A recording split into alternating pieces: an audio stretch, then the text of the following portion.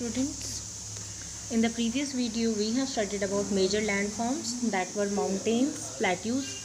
We have studied, and about Tibetan plateau we have studied, that is known as the roof of the world.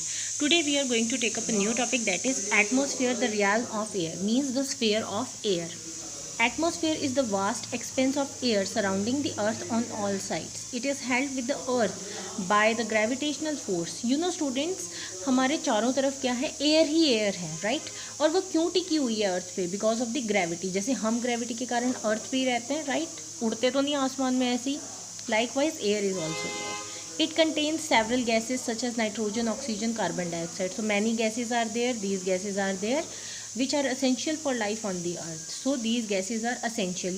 Nitrogen plants के लिए, oxygen हमारे लिए, and carbon dioxide also for plants. Nitrogen वो directly तो नहीं लेते, वो soil से ले लेते हैं. Fine.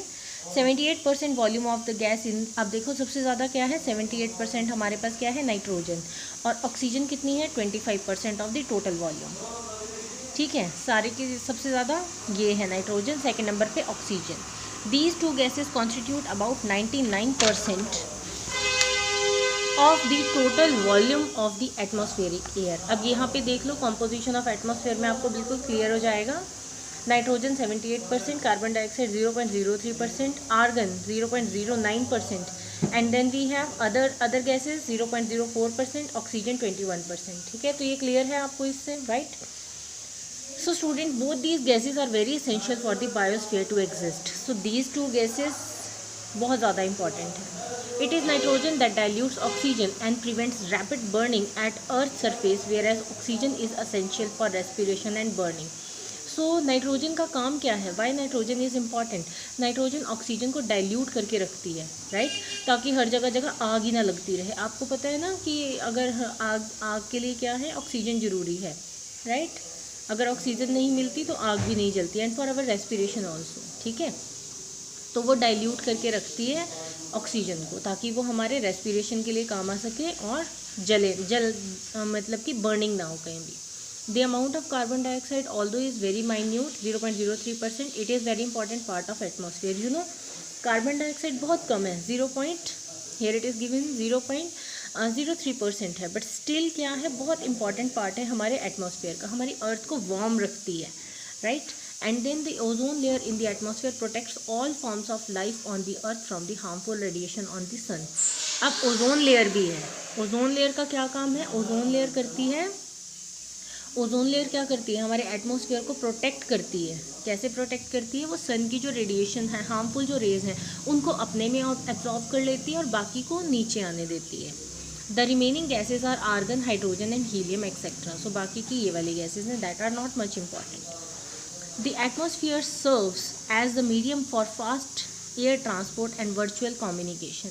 अब देखो सब कुछ एटमॉस्फेयर में ही होता है. हम मोबाइल पे बात करते हैं, कैसे पॉसिबल हो रहा है? एटमॉस्फेयर के थ्रू ही वेव्स जाती हैं, रेज जाती हैं, तभी सब कुछ पॉसिबल है. Besides the gases, water vapors and particles of dust are also present in the atmosphere. So student, not only the gases are present, but dust particle और water vapors भी हैं. ठीक है, water vapors से ही तो क्या होता है, फिर rain होती है, आपको पता है, जब वो कंडेंस हो जाते हैं. These are found in varying quantities in the lower layers of the atmosphere. They are responsible for the varying weather conditions of the earth. तो ये भी बहुत इंपॉर्टेंट है वेदर कंडीशंस के लिए. ठीक है, although the atmosphere extends up to 1600 kilometre, जहाँ पे हम हैं सरफेस से, उससे ऊपर 1600 किलोमीटर्स तक एटमॉस्फेयर है. बट यहाँ अर्थ के पास डेंसिटी ऑफ एयर क्या होती है, ज़्यादा होती है. ऊपर जाते जाते कम होती जाती है. ठीक है. Now students, hydrosphere, the realm of water. Now we will study about the sphere of water. ठीक है, कि अर्थ पे वाटर सरफेस के बारे में हम पढ़ेंगे. Hydrosphere refers to the layer of water on the surface of earth below the surface of the earth. ठीक है, on the surface of the earth भी है और below the surface of the earth भी है. ठीक है, अब देखो जहाँ पे हम हैं, हमारे साथ साथ नदियाँ भी बहती हैं, पर वो और ज़्यादा गहरी हैं, है ना.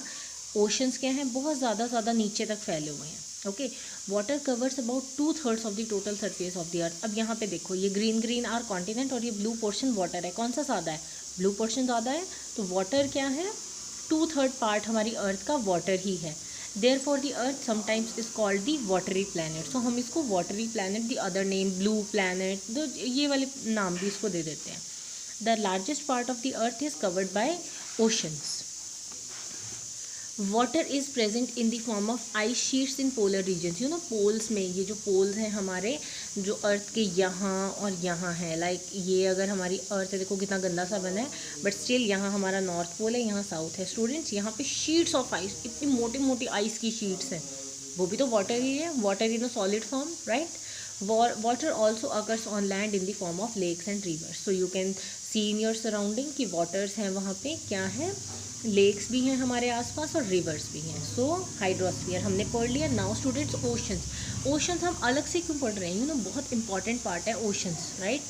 सारा का सारा तो ओशंस ही है ना. The oceans cover about 71% of the total surface of the अर्थ. तो टोटल सरफेस अगर 100% है हमारी अर्थ की, तो उसमें से 71% क्या है? ओशंस ही हैं. The vast expanse of water is in the form of 5 oceans. देखो 5 ओशंस है मेनली जो फैले हुए हैं, जिसमें बहुत ज़्यादा वाटर है. The Pacific, the Atlantic, the Indian, the Arctic and the Southern, जिसको हम अंटार्कटिक ओशन भी बोलते हैं. Fine. So firstly we will study about the Pacific ocean. This ocean is the largest. तो सबसे बड़ा ओशन है Pacific ocean. It covers about 1/3 of the earth surface. अगर हम अर्थ के 1, 2, 3 पार्ट्स करेंगे तो 1 पार्ट पूरा का पूरा क्या होगा? पैसिफिक ओशन का. ओके, देन इतना बड़ा है वो. This ocean is surrounded by 4 continents. तो 4 कॉन्टिनेंट्स को सराउंड करता है ये ocean. North America, South America, Asia and Antarctica. Okay. The Pacific is the deepest of all oceans. तो सबसे डीपेस्ट भी है. The average depth of the major portion of this ocean is about 7300 metres. देखो कितना ज़्यादा गहरा है ना. माउंट एवरेस्ट से थोड़ा सा ही कम, बहुत ज़्यादा गहरा है. Okay. The Atlantic ocean, it is about half of the size of Pacific ocean. देखो अटलांटिक ओशन भी बहुत ज़्यादा बड़ा है, बट स्टिल क्या है? पैसिफिक ओशन से आधा है. ओके.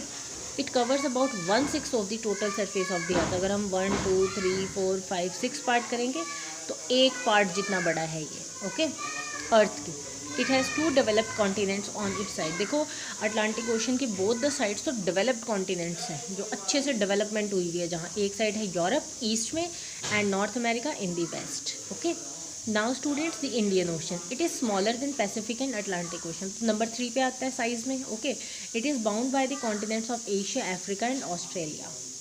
फाइन. यहाँ पे देखो आप, यहाँ हमारा अटलांटिक ओशन है जिसके ईस्ट में है यूरोप और यहाँ पे है north America. Fine. Pacific ocean तो यहाँ पे देखो सारे में ही फैला हुआ है. और ये हमारा इंडियन ओशन है, Africa, Asia, Australia. Okay. Then ये हमारा Indian ocean. Fine.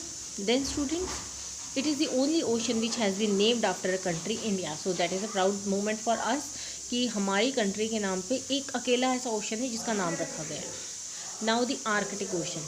This ocean lies within the Arctic Circle and has North Pole in its center.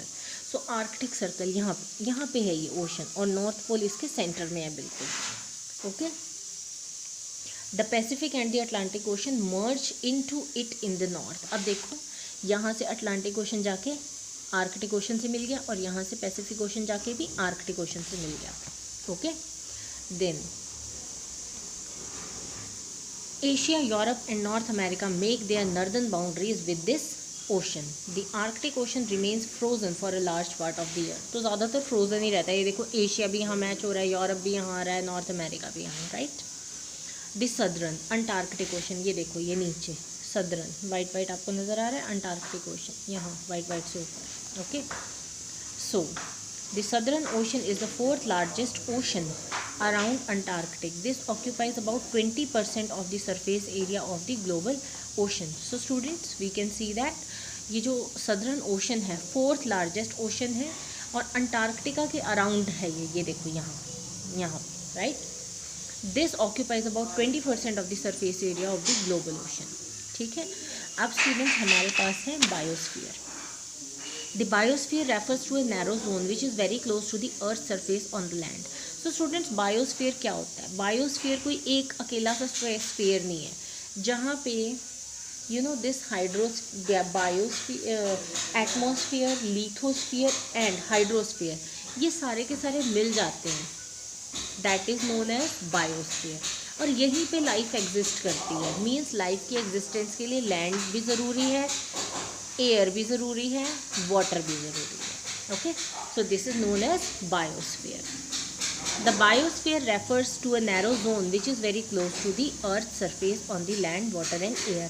It comprises of all forms of animals. तो सभी forms of animals यहाँ मिलते हैं। देखो water वाले भी मिलते हैं, aquatic भी मिलते हैं, माइक्रो ऑर्गेनिजम्स भी हैं, प्लांट्स भी हैं, ह्यूमंस भी हैं। Biosphere exists where the upper part of the lithosphere, the lower part of the atmosphere and the hydrosphere come in contact with one another. देख लो, upper part of lithosphere, lower part of atmosphere और upper part of hydrosphere also. Okay, all plants, animals and microorganisms live together in their physical environment and interact with each other. Okay, so आपको भी पता है कि हम micro organisms भी हमारे साथ ही रह रहे हैं, एनिमल्स भी हैं, हम सब इकट्ठे ही रह रहे हैं। Fine, they are interdependent for their survival, so we are interdependent on each other for our survival. Life exists only about 9 kilometers above the earth and about 11 kilometer below. अब देखो, ये अर्थ सरफेस है, यहाँ से ऊपर की तरफ 9 kilometres जाएंगे, सिर्फ यहाँ तक लाइफ है, और उसके बाद अगर हम यहाँ से नीचे की तरफ 11 किलोमीटर्स जाएंगे तो सिर्फ यहाँ तक लाइफ है। Okay, the physical conditions on the earth vary from place to place and are responsible for a variety of life forms on different parts of the earth. Plants and animals also vary in their sizes and shapes. You know students, कितनी variety आप देख सकते हो, एंट भी हैं, ant eater भी हैं, elephant भी है, human beings are also different. तो बहुत ज़्यादा वैरायटी है, इवन प्लांट्स में भी वैरायटी है। They differ from place to place. अब हर जगह जब हम बर्फ़ वाले एरिया में जाते हैं वहाँ हमें फ़र वाले एनिमल्स मिलते हैं, जब हम गर्मी वाले एरियाज़ में जाते हैं उनके पास फ़र नहीं होता, right. So these are the differences. All plants and animals maintain a balance in the region. It is human being who interfere and creates imbalance between the plants and animals. अब क्या है, जो plants और animals हैं अपने आप तो वो अच्छे से रह रहे हैं, बट हम ह्यूमन बींग्स क्या करते हैं, बीच में उनको डिस्टर्ब कर देते हैं। Okay, so students, up to here only we will study today, यहाँ तक ही बस। Fine, and other things we will study in the next video. Thank you students, have a nice day.